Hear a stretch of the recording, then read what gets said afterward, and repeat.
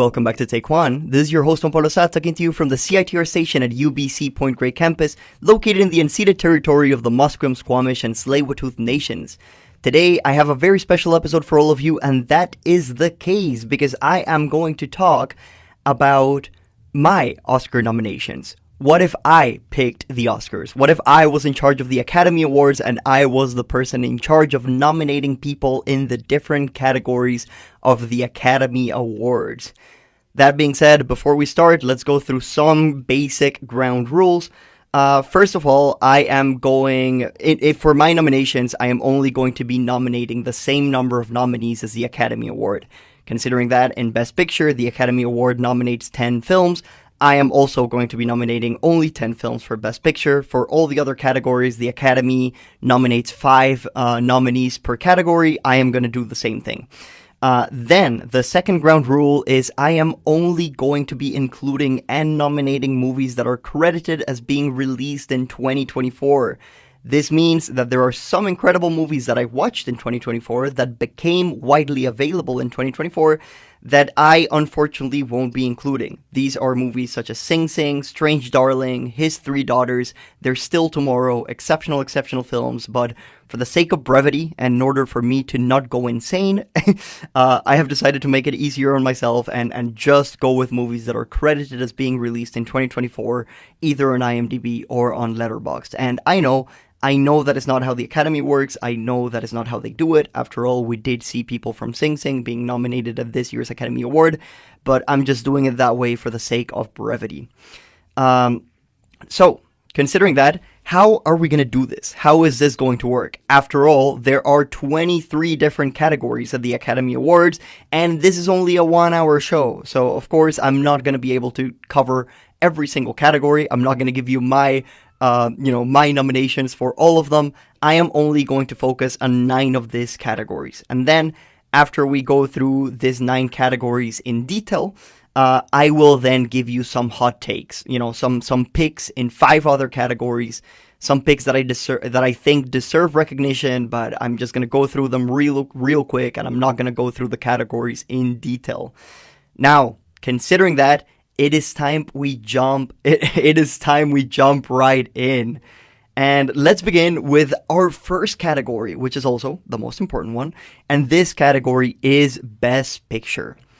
My nominees, the Take Juan nominees for Best Picture are, at number 1, Dune Part 2. I have talked about this movie enough in this radio show / podcast / YouTube show by now. You guys are probably tired of hearing me talk about how much I love this movie. But yes, I not only think Dune Part 2 was the best movie of 2024, but I also think it is generally one of the best adaptations, one of the best science fiction movies ever made, and just one of the best movies ever made, period. I truly, truly adore that film. What Denis Villeneuve did was incredible. Then, at number 2, my second nominee for Best Picture is The Brutalist. This is a movie like, when people say they don't do them like they used to, this is what they're talking about. The Brutalist is a movie like they used to do back in the day. It is a monumental epic of grandiose proportions with incredible performances, an absolutely fantastic score, beautiful cinematography, incredible editing, and intermission. I love The Brutalist. Then, my third nominee for Best Picture is Challengers. Challengers was by far the most fun I had in a movie theater in 2024. It wasn't only just the most fun experience, but it was also the most electrifying, where I could just feel my palpitations increasing and increasing as the movie went on. And then in that third act, oh my god, I love that movie. Then, my fourth nominee for Best Picture is Wicked. I'm on record in this show talking about how much I love Wicked, both the musical and now this movie. I not only think it is one of the best Broadway adaptations I've ever seen, but I genuinely think is one of the rare Broadway adaptations that manages to even surpass the original source material and somehow manages to even be better than the original source material. That is insane for me to think, because I love the original show. I think the original show is absolutely incredible. But somehow, Wicked managed to even surpass it.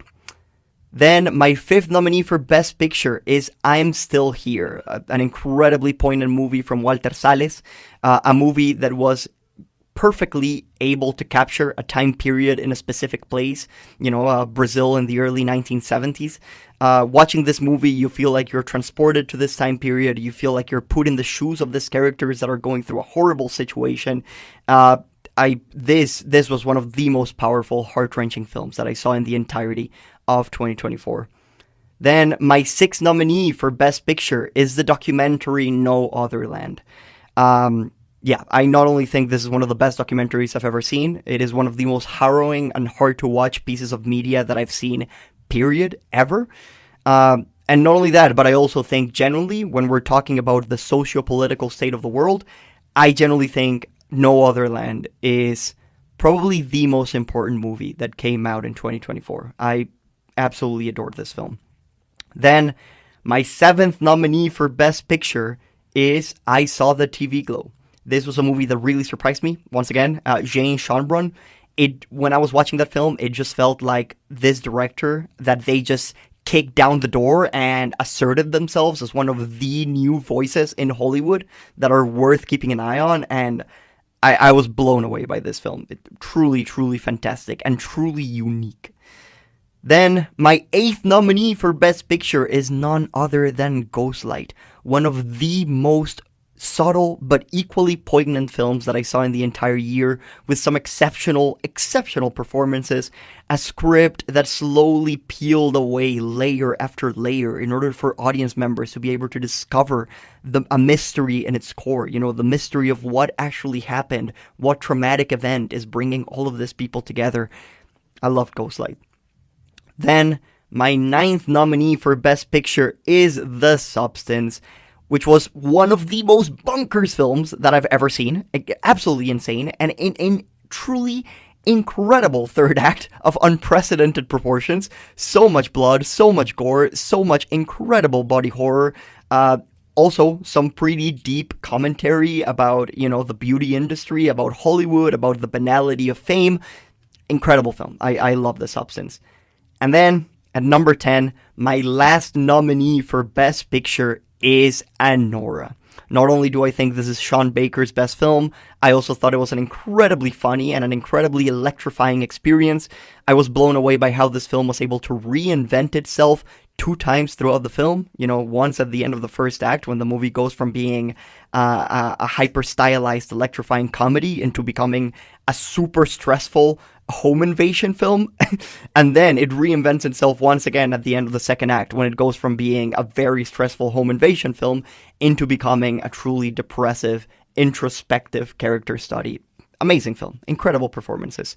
So yeah, those would be my 10 nominees for Best Picture. If Juan Pablo Sa, if Take Juan was in charge of the nominations, this would be my nominees. Now, just so you guys have some context, this list of nominees, I currently have 6 out of 10 in common with the Academy Awards.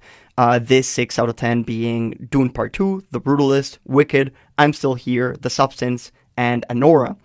Of course, the Oscars went with Anora and crowned Anora as the Best Picture winner from, last year, from 2024. Me personally, I would give the crown to, of course, Dune Part 2.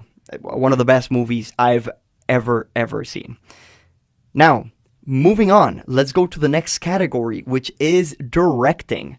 My nominees for Best Directing are, my first nominee is Denis Villeneuve for Dune Part 2, of course. My second nominee is Coralie Farge for The Substance. My third nominee is Luca Guadagnino, who just flexed all over us in Challengers. My fourth nominee is Brady Corbett for The Brutalist. And then my fifth nominee is Jane Schonbrun for I Saw the TV Glow. Now, in this category, I have 2 out of 5 in common with the Academy Awards. Those 2 in common being Coralie Farge and Brady Corbett. And of course, the Oscars gave the award to Sean Baker for directing Anora, who is someone that I didn't even nominate. To be fair, making this category was extremely difficult, but Sean Baker didn't actually make it into my top 5 nominees for Best Director. That is not because I hate Anora. I actually love the film, as you just heard me talk about it. That is not because I hate Sean Baker. I think the guy is extremely, extremely talented. I just didn't nominate him because, in my opinion, I love what he did in Anora, but I've seen him do exceptional work in some of his previous films, in, The Florida Project and Red Rocket. And, I feel like there were other candidates, other directors that impressed me more with what they brought to the table and how much they transformed and changed and grew as filmmakers. So yeah, but, still, Sean Baker, no shade. Incredible, incredible work. Now, out of my nominees, I would give Best Director, and the winner of Best Director, in my opinion, out of my nominees, would without a doubt be Denis Villeneuve for directing Dune Part 2. And the fact that he wasn't even nominated in the first place at the Academy Awards just completely blows my mind. The fact that he wasn't nominated for Dune Part 2 or Dune Part 1, insane. Truly, truly insane. I genuinely believe that just the scene where Paul Atreides rides the sandworm, just that scene alone, in and of itself, should be enough to get Denis Villeneuve the win. Not just the nomination, but the win. And if you want to look elsewhere, yes, you have the scene of Paul Atreides riding the sandworm. You have the incredible black and white monochromatic gladiator arena scene with Fade Rautha. You have the amazing eclipse scene that is, how the movie begins. The final confrontation between Fade Rautha and Paul Atreides. The scene of Paul addressing, the Council of Fremen and talking to them. Oh my God, this film was just filled with so many moments that were so incredibly directed. I can't believe Denis Villeneuve didn't get nominated. I would give him the win.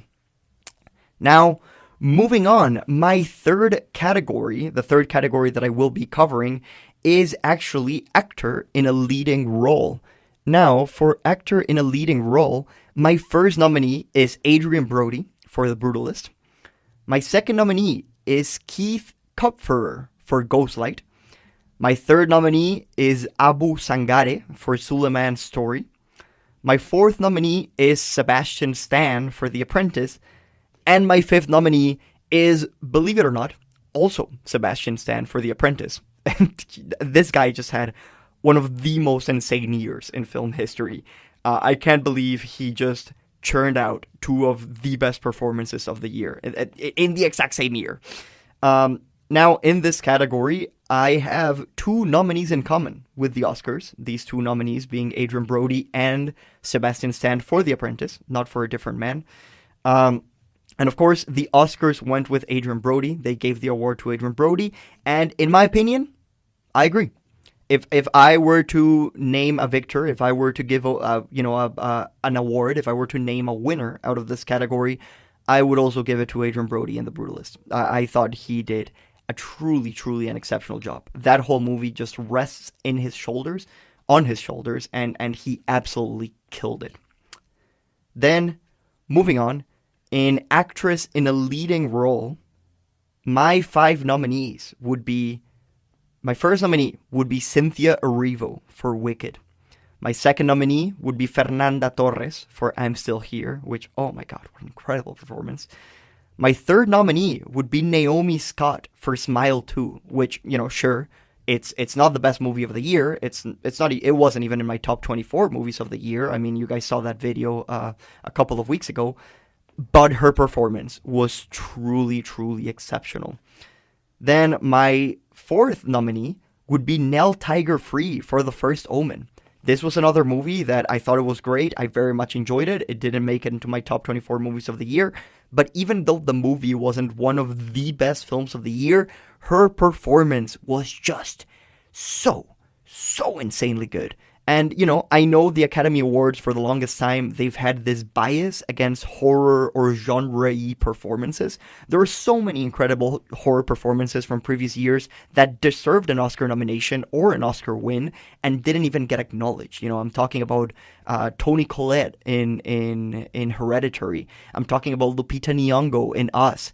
These are generally some of the best performances I've seen in my entire life, and they were completely ignored. So in this show, where I am picking my nominees, I am trying to make sure that I don't do the same mistake that the Oscars did, and I am actually going to look into genre content for my nominations, and that is why you see nominees such as Naomi Scott from Smile 2 and Nell Tiger-Free from The First Omen as two of my nominees. And then, finally, at number 5, my 5th nominee is Mikey Madison for Anora. Incredible performance. What can I say? Now, in this category, I have 3 out of 5 in common with the Academy Awards. This 3 out of 5 being, of course, Cynthia Erivo, Fernanda Torres, and Mikey Madison. And the Oscars, their winner, the winner that they picked was Mikey Madison for Anora. Me personally, I would give the award to actress in a leading role. My pick would actually be Cynthia Erivo in Wicked. I thought what Cynthia Erivo did in that movie was nothing short of exceptional. This is a role that was popularized by Idina Menzel such a long time ago, and every time that anyone thought about Elphaba, in Wicked, every time that anyone thought about Elphaba, that name was just synonymous with Idina Menzel. It was impossible to separate the two of them, in my opinion, subjectively speaking, I guess. But somehow, Cynthia Erivo arrived and did the impossible by making Elphaba her own. She was able to make Elphaba her own character. She was able to bring her own unique new spin into the character while remaining faithful to the source material and to the character that we all know and love. And Cynthia Erivo just blew me away in so many ways, both with her performance, with her line delivery, with her dialogue, with her physicality, her expressions. And not only that, but oh my god, her singing. Jesus Christ. Cynthia Erivo's rendition of The Wizard and I is just absolutely chilling, and of course, defying gravity. Oh my god, the last 15 minutes of the movie just rest entirely in Cynthia Erivo's shoulders. Of course, Ariana Grande is there, and there's other actors, but the last 15 minutes of the movie is just a Cynthia Erivo tour de force, and she brought that home. She brought the house down. Incredible. And the fact that, from seeing behind the scenes videos, the fact that she was singing and dancing while she was acting and performing, while she was hanging from harnesses, while she was flying and spinning and doing all of this crazy stunts is insane. So Cynthia, generally, kudos to you. Extremely well deserved. If it was up to me, I would have given you the award for actress in a leading role. Now, moving on. My nominees for actor in a supporting role, my nominees would be at number 1, Jeremy Strong for The Apprentice. My second nominee would be Guy Pearce for The Brutalist. My third nominee would be Mark Edelstein for Anora. My fourth nominee would be Yuri Borisov for Anora. And my fifth nominee would be Austin Butler, who was completely unrecognizable as Fade Routha in Dune Part 2. Oh my god, that was a huge 180-degree turn from going to playing Elvis Presley in the Elvis biopic to playing this bold serial killer with a raspy voice, this Harkonnen soldier in Dune Part 2. Now, those are my 5 nominees. Out of those 5 nominees, I have 3 out of 5 in common with the Oscars. Those 3 out of 5 would be Jeremy Strong for The Apprentice, Guy Pearce for The Brutalist, and Yuri Borisov for Anora. And of course, the Academy Awards, they gave the big prize. They gave, the Oscar for actor in a supporting role to Kieran Culkin for A Real Pain, which is someone that I didn't even nominate in my 5 nominees. That is not because I hate Kieran Culkin. That is not because I hate the movie. I actually very much enjoyed A Real Pain, and I thought Kieran Culkin's performance in A Real Pain was great. The only reason why I didn't personally nominate it as one of my 5 nominees is because, in my opinion, there are stronger competitors. This was a very strong year, and also I feel like after seeing Kieran Culkin at the red carpet, after seeing him in award shows, after seeing behind the scenes from him, and after seeing his performance in Succession, I feel like the character that he plays in A Real Pain felt more like a variation of Roman Roy than a brand new character, than a brand new transformative role that he's taking on. It also felt very similar to the persona of Kieran Culkin that we got to see in the red carpet. So I don't know how much of that was acting. I don't know how much of that just came naturally to him. But in my opinion, these 5 performances were more transformative, as I mentioned. Now, out of my 5 nominees, if I were to name a victor, if I were to give the award to someone, I would actually give it to Jeremy Strong in The Apprentice. Speaking of Succession, I would give it to another Succession boy, to another Roy brother, but this time to Kendall, to Jeremy Strong for The Apprentice. I thought Jeremy Strong did an incredible job. The Apprentice is not an easy movie. Is a movie that, 9 times out of 10 could have ended up horribly. For those of you who don't know, The Apprentice, we're talking, of course, about the Donald Trump biopic that came out last year. And yes, this is an extremely tricky movie to make because in every step of the way, this movie could easily end up feeling like caricature. It could easily end up feeling like an SNL sketch where people are just exaggerating their mannerisms and making their best Donald Trump impressions in order to be funny and in order to be chaotic and in order to elicit a laugh. But that is not what this movie was. These actors, Sebastian Stan and Jeremy Strong, played the characters of Donald Trump and Roy Cohn with the utmost respect, with the utmost gravitas and nuance, and while doing a job that could have so easily ended up so badly, they absolutely excelled. So in my opinion, Jeremy Strong's performance as Roy Cohn deserves the win. It not only did the impossible by being able to some extent humanize Roy Cohn, but he allowed us to see facets of this person that we've never even heard about. He was incredibly frightening, incredibly intimidating, but also he felt extremely real. So that would be my pick for the actor in a supporting role winner. Now, moving on, the next category I will be talking about is actress in a supporting role. My nominees for actress in a supporting role are, my first nominee is Ariana Grande for Wicked, which, I've talked already about this performance in previous episodes. She just absolutely blew me away. I came into this movie with no expectations from her. I've never been a huge Ariana Grande fan, nothing against her, but I've just never been a fan, and I never knew what she was capable of. So when I saw her in this film, just hamming up the screen, just chewing scenery, just going crazy in that popular number, it blew me away. My second nominee would be Zoe Saldana in Emilia Perez, a role that wasn't easy, a role with some huge dance numbers, some incredibly challenging singing, rapping musical numbers, a lot of acting, both in English and in Spanish, a lot of emotional depth, and Zoe Saldana kicked it out of the park. At number 3, my third nominee would be Margaret Qualley for The Substance, which, come on. Margaret Qualley as a younger, substantified version of Demi Moore just kicked it out of the park. Truly incredible.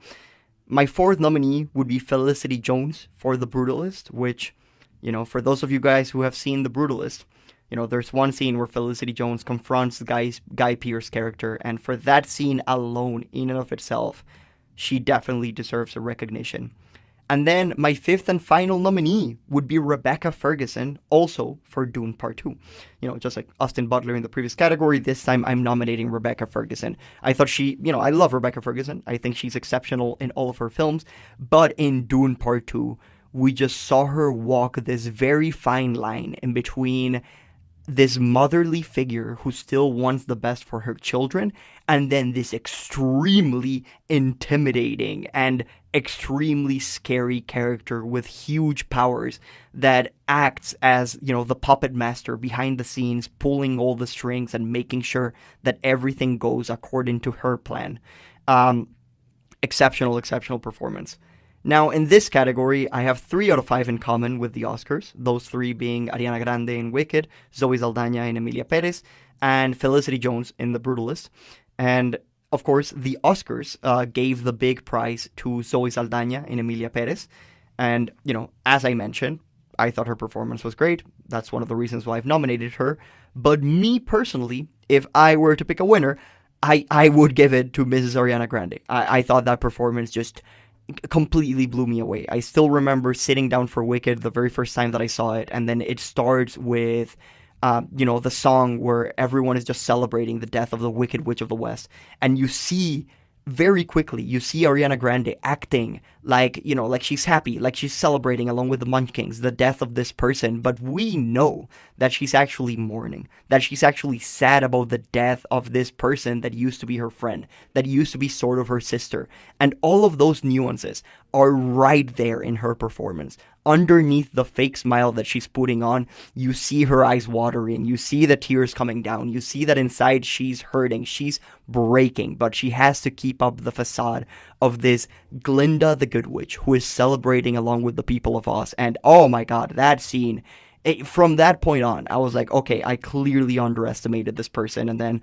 once again, the popular musical number started, and I was like, yes, this is insane. Ariana Grande being a land shark, just, being a little sandworm on the ground, dancing next to Cynthia Erivo was crazy.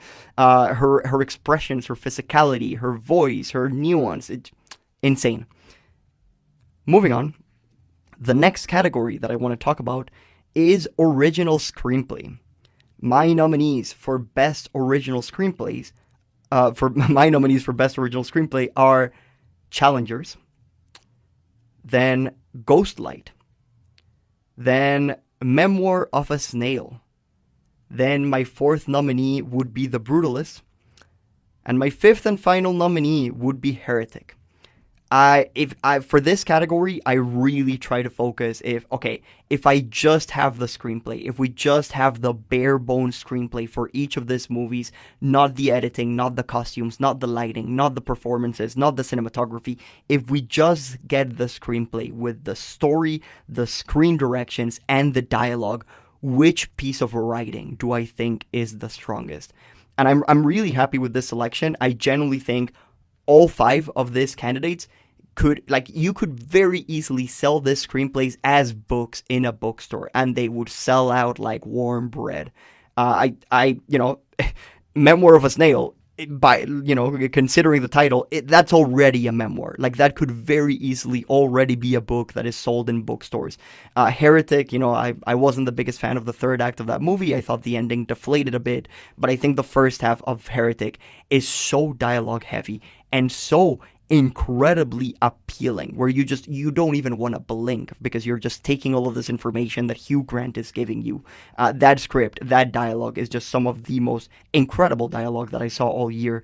I mean, The Brutalist is an incredibly juicy, philosophically complex screenplay. Challengers, the way that screenplay, messed with time, the way it took us back to the past, then into the present, then into the future, and the way that every single time that we went to the past and came back, every single time that happened, we came into the present with new information that we didn't have before, that just completely recontextualized what we've already seen and what we're about to watch.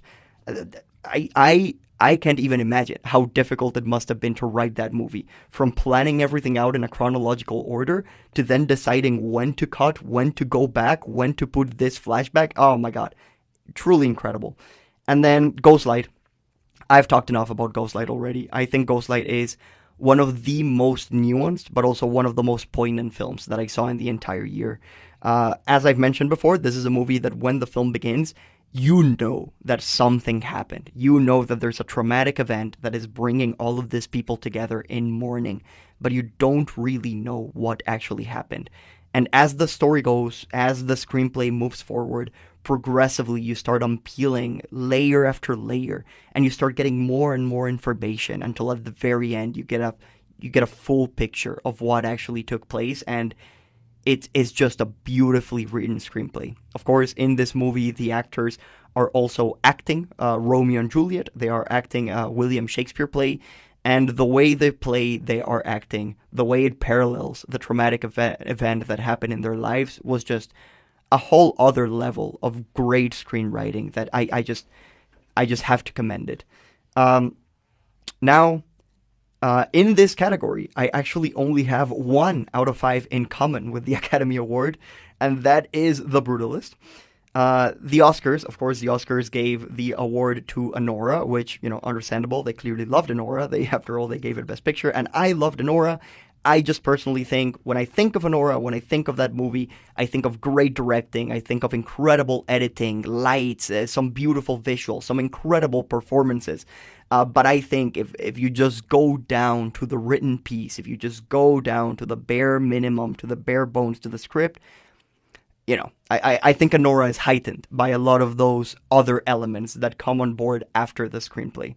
That is why I personally didn't even nominate it as one of my 5 nominees. Personally, if I were to name a winner in this category, I would give it to Challengers. I think a lot of people underestimate how hard it is to write a screenplay that fun and that electrifying, to keep that pacing, to keep that level of intensity for around 2 hours, and to keep rising the tension more and more and more until that explosive third act is not easy to do. And that's why I would personally give it the win. Now, moving on, the next category that I want to talk about is adapted screenplay. Now, the last category was all about original screenplays. This was all about, new ideas, new screenplays that, started from scratch, from ground zero.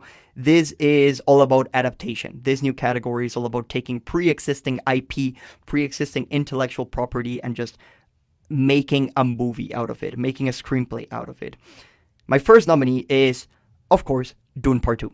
When I was reading the Frank Herbert books, when I was reading, especially when I was reading the first Dune book, the thought that kept crossing through my mind is this book is unadaptable. How the hell is someone going to adapt this into a visual medium? There is so much internal monologue. There are so many things that characters think but don't say because, a big part of Dune is all about self-control and being able to control your emotions. So you have this Ben and Gesserits that out in the open, they're like this stoic faces, but deep on the inside, that Lady Jessica has this turmoil of emotions that is not being externalized. Not only that, but also there's this crazy powers, like using the voice, that when I was reading that, I was like, how the hell are you going to show that in a visual medium? And not only that, but the way Paul Atreides, the way he sees time, is unlike any version of time travel or time visions that we've ever seen before in any other piece of sci-fi media. Is so complex, it's so beautiful, and when I was reading it, I was just like, I don't know. I don't know how anyone is going to adapt that. And Denis Villeneuve just did the impossible. He was able to adapt all of that beautifully with flying colors. I mean, he was able to make riding a sandworm cool. And for those of you who have seen the 1984 David Lynch's adaptation of Dune, you know how bad it could have been. But Denis Villeneuve, he didn't only make it cool, he made it freaking epic. So that is one of my nominees. Then my second nominee for Best Adapted Screenplay is I'm Still Here, the incredible Brazilian movie that we've been talking about. This film did truly a fantastic job at putting you in the shoes of these characters that are going through an insurmountable, incredibly tragic situation. Not only that, but this movie does an incredible job at putting you in this time and place, putting you in Brazil in the early 1970s during a military dictatorship. And the way this script is crafted, I couldn't give it more praise. This film does a great job at getting you invested in the family, getting you invested in the interpersonal relationships before all of these are eventually taken away when the tragic event happens. But also everything that we see in this movie, every conversation in between characters, it all feels so organic. It all feels so raw. It feels like real mothers and daughters talking to each other. It doesn't feel like a screenplay written by someone else, given to some actors who are interpreting those lines and are reading what was planned on page. It felt so natural. I love this screenplay. Then at number 3, we have Conclave, which I am on record in this channel. I've talked about how much I adore the screenplay for Conclave. In my opinion, I think some of the best dialogue that I heard in 2024 came from this movie. The speech where Ralph Fiennes is addressing the Cardinals before Conclave actually begins.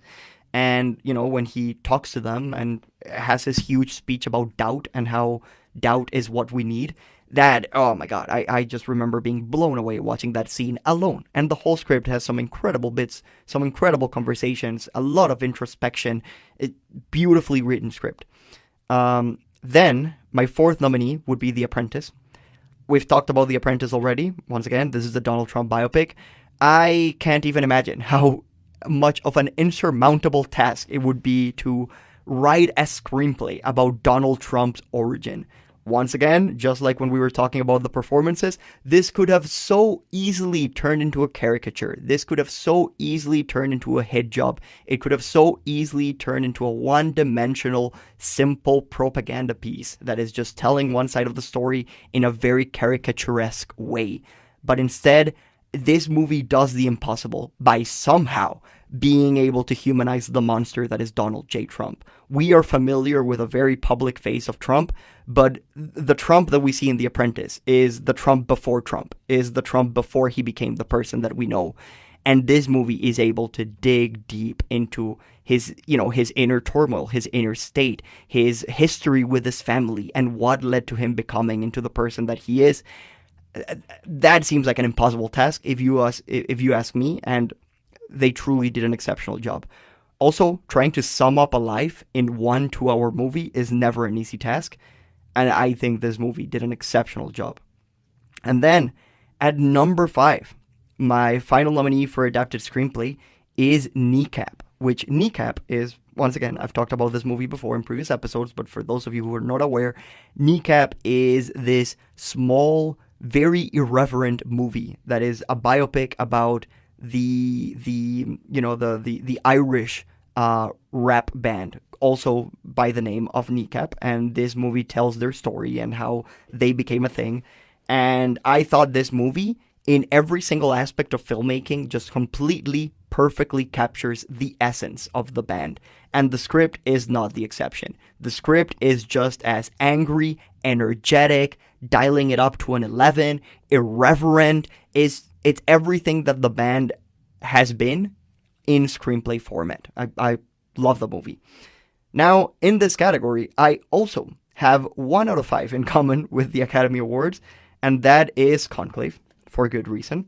Of course, the Oscars gave the award to Conclave, which, incredibly well-deserved. But me, personally, I would definitely give the award to Dune Part 2. I think it's becoming clear how much of a Dune Part 2 fan I am, and what can I say? I love the movie, and I think Denis Villeneuve did the impossible. Many of these filmmakers did the impossible by writing these screenplays, but particularly Denis Villeneuve. Now, moving on. The last category that I will be discussing in detail is the category of editing. And at first, I was just going to talk about this category as one of my hot takes, where I was just going to mention the ones that I didn't have in common with the Academy Awards. But then I realized that in this category, I actually have 0 out of 5 in common with the Academy Awards. So I was like, Jesus, okay, I guess I'll talk about this one. My nominees for Best Editing are, at number 1, Soundtrack to a Coup d'etat. At number 2, Challengers. At number 3, Dune Part 2. At number 4, The Substance. And at number 5, Kneecap. Once again, 0 out of 5 in common with the Academy Awards. The Academy Awards went with Anora, which I can't complain. I love Anora. I think the editing in that movie is incredible. I just feel like these 5 candidates are, in my opinion, stronger. Soundtrack to a Coup d'etat, for those of you who don't know, is one of the most insane pieces of documentary filmmaking that I've ever seen. This is a documentary film made entirely out of archival footage, where people are just grabbing archival footage from everywhere, trying to create a portrait of what happened in 1962. I don't really remember, but they pick 1 year or 2 years, and they just try to show everything that was going on in the world, related mostly to Africa and to coup d'etats.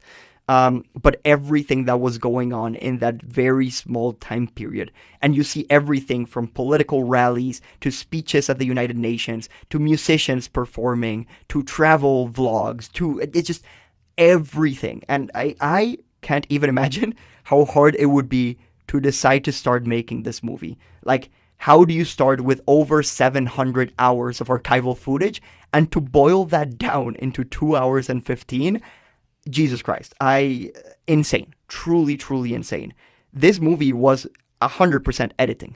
Everything else already existed. Every single piece of footage that we see in this movie was already made. It already existed. So without editing, this movie wouldn't even be a thing. So yeah, that is why I nominated it. And then challengers, we've talked enough about challengers already, about the rhythmic editing, about how they use it to create tension, to, rise it all up and make it more and more intense as the movie progresses. Then Dune Part 2, just the scene of Timothée Chalamet riding the sandworm has some of the best editing I've ever seen. Then we have The Substance, which has some incredibly creative, just unusual editing to accentuate the craziness of what we're seeing on screen. And then Kneecap, which has some of the most and some of the most frequent and hyperactive editing that I saw all year. Once again, a great representation of what the band's music is actually like. The Oscars gave it to Anora, as I mentioned, but me personally, I would give it to Soundtrack to a Coup d'etat.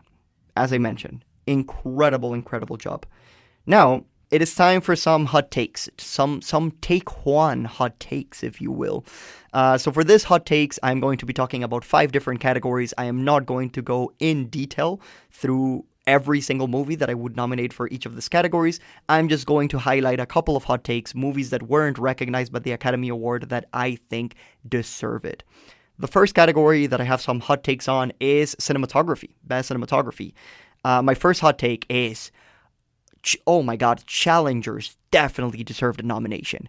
If you've seen Challengers, if you've seen the ending of that movie, you saw when the camera just turned into a tennis ball.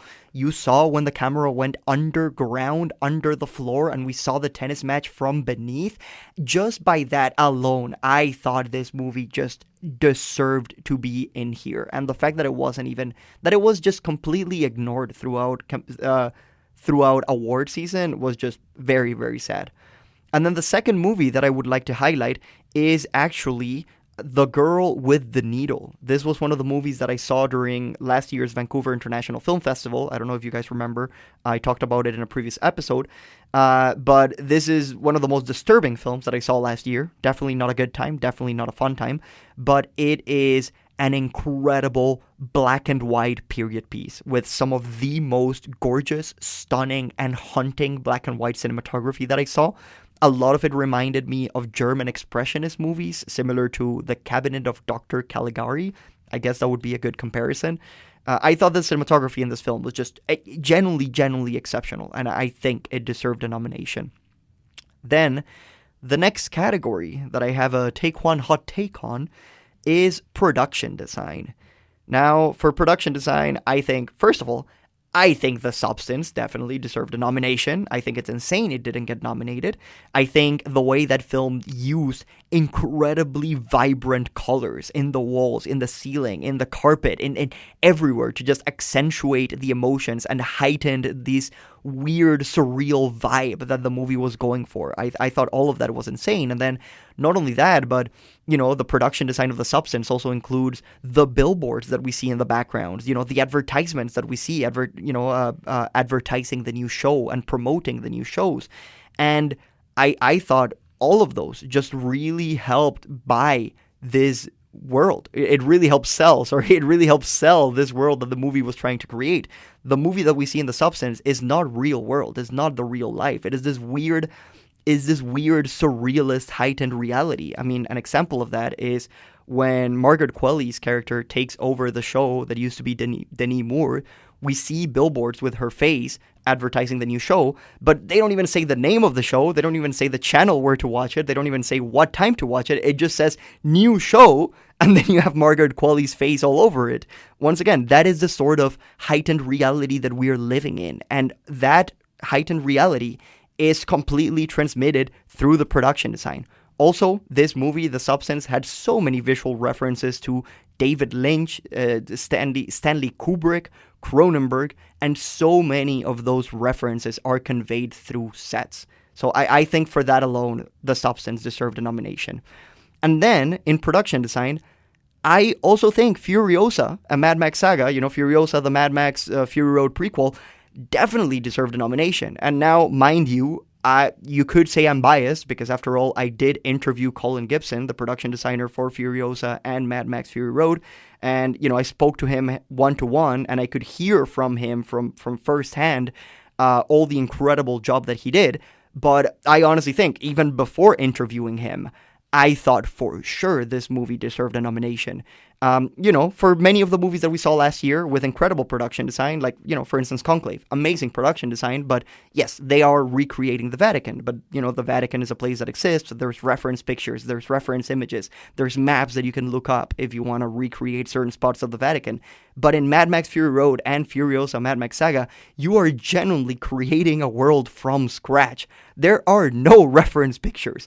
Everything that you create in Furiosa, the only point of reference that you have is your previous creations that you also created for Fury Road.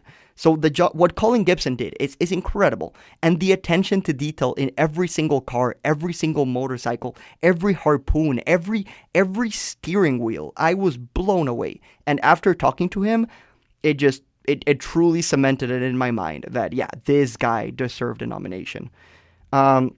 Then, moving on, I have some hot takes in costume design. Speaking of Furiosa, I also think Furiosa deserved a nomination in Best Costume Design. I think the costumes in that film are incredible, are unlike anything we've seen before, and that is by design. They are so post-apocalyptic and weird, and it truly feels like, yeah, this is the clothes that people would wear if society went to shit and we all built up a new society that is all surrounding cars and vehicles and petroleum and oil, and we went back to feudalism in a way with Immortan Joe.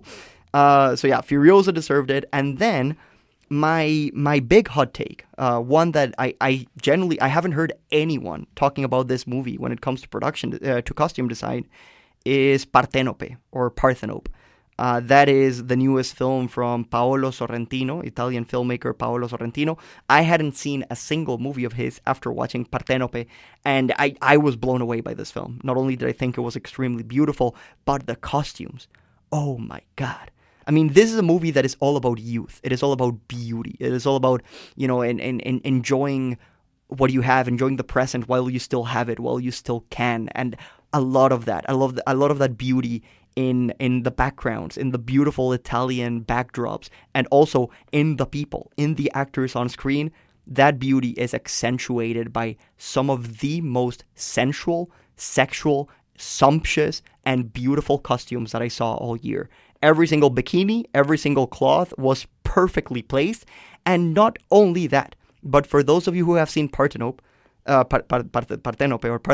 there is one scene where the main character, Partenope, when she wears this jeweled dress that is inspired by the religious relics of the treasure of San Gennaro, just that piece of costuming alone, the intricateness of the jewels, of the golden pieces, of the crosses, just that costume piece alone, I think is more than worthy of a nomination.